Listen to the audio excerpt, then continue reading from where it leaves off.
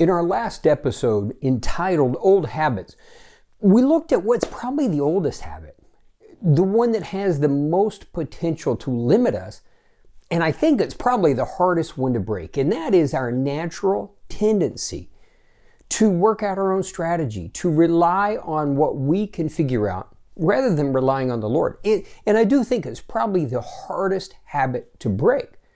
But today we're going to get a glimpse of what the potential looks like when we do.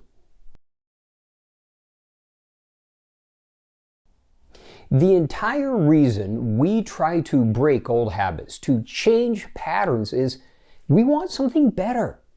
But why does it seem like the ones that are so important to us seem to be the hardest?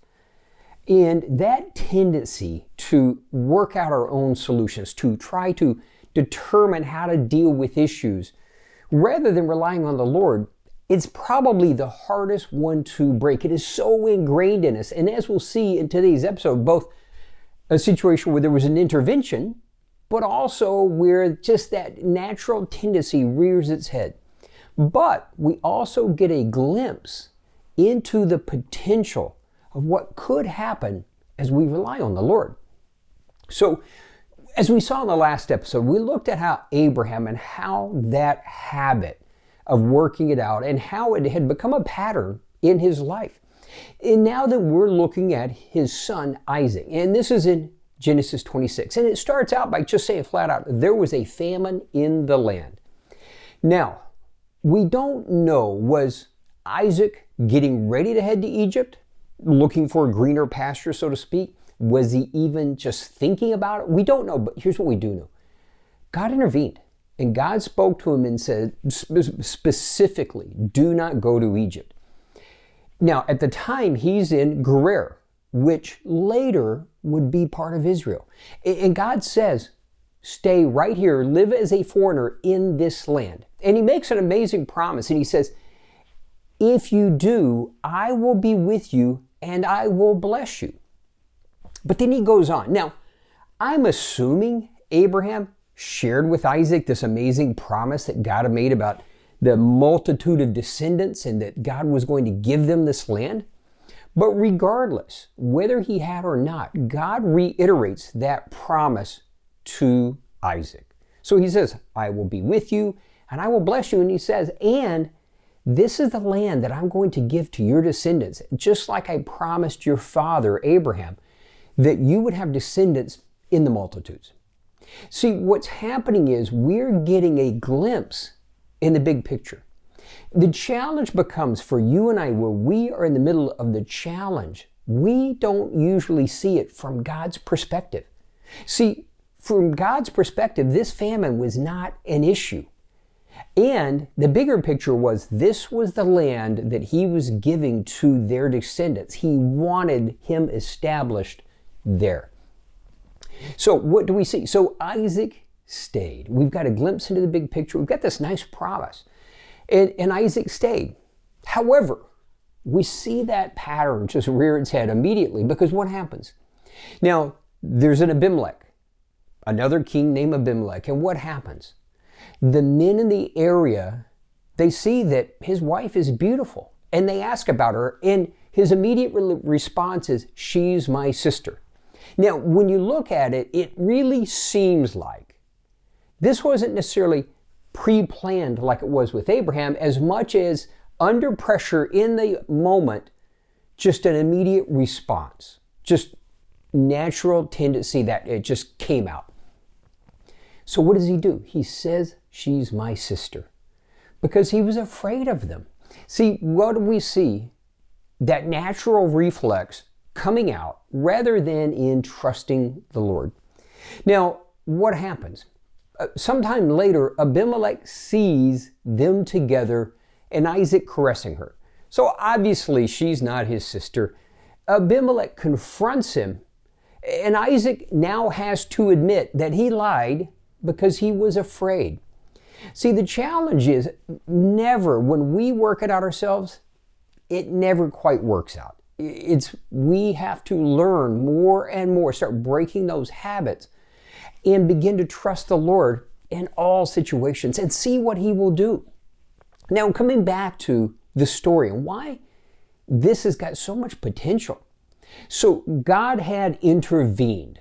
We don't see that Isaac had asked God for direction, but it sure looks like that God has just intervened and said, whoa, whoa, whoa, let's not go with that plan. Let's do this. And Isaac responds. Now, what happens next is where it gets pretty amazing. So Isaac planted the crop. He sowed in the land, it says, and he got this amazing, bountiful blessing. He got 100-fold increase in all that he planted. Now, why? We don't see why. Was he just trusting God? Did he get direction? Was the famine starting to come to an end? We don't know, and frankly, really, it would just be conjecture. But here is what we do know. That he did plant. He was faithful, and God gave him. It says the Lord blessed him with 100-fold increase. And he continued to grow richer, and he became so wealthy that the Philistines envied him. In fact, it became a problem. So clearly, God was blessing because he responded to what God had said. Rather than, now think about it, if he had gone to Egypt, what would happen? So he goes to Egypt for the duration of the famine, and he comes back and he would have made no progress, right? He would have gone to Egypt for whatever period of time, finally come back to the place that God had for him and his descendants, but rather by responding to the Lord, by being faithful, by trusting God, what happens? He got 100-fold increase and continued to be blessed and continued to prosper. But that's not what's important in the story. That's not the real benefit. That's a byproduct. And we love the blessing. Don't get me wrong. But as we start to change our priorities, we can enjoy the blessing without it being a distraction to us. So what happens? He becomes so successful that literally Abimelech and his men tell them they have to go. You've become too powerful for us. So he leaves. Now, along the way, there's some challenges, digging wells, etc. But what happens? Sometime later, Abimelech comes to him and he's become so powerful, they're actually intimidated by him. And he doesn't initiate. All he does is continue to remain faithful. Now, yeah, we had that blip on the radar where in the spur of the moment, that natural reaction came out and he said that Rachel was his sister. But what we see is him doing the thing God told him to do, which was to dwell in that area where God wanted to give his descendants. And we see God's blessing, but what is important in this is, so Abimelech and his men come to Isaac sometime later, and they say, please make an agreement with us because it is obvious that God is with you. And what's the agreement? They're so intimidated by him, they ask for an agreement that both will promise not to harm the other. And Abimelech reiterates, it's obvious that God is the one who has blessed you. You notice Isaac doesn't get credit by saying, wow, you've been amazing and look at what you've done. No. It's obvious God is the one who has blessed you. See, what happens? God is glorified even to the Philistines in the process as Isaac trusts God, relies on him rather than his own strategy, and allows God to work through the process.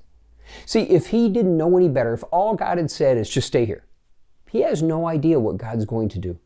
But God made this great promise, and God gave him a glimpse into the big picture. And as he chose to trust, we see so many other stories in the Bible where people are told directly, God is saying, if you'll do this, I'll bless you. But what do? They're like, oh, but it's too scary. This seems like a better option. Work it out never works out. What do? We learn to trust him, to rely on him. And frankly, can I say, let's ask him, Lord, please intervene in my life when I'm starting to rely on my own strategies, when I'm working it out for myself rather than going to you for direction. Lord, please intervene. Help me to see your plan. Father, Give me some promises. That would be great. But help me to see your plan. Help me to rely on you, that you may be glorified, that you would be lifted up, and we would just be blessed.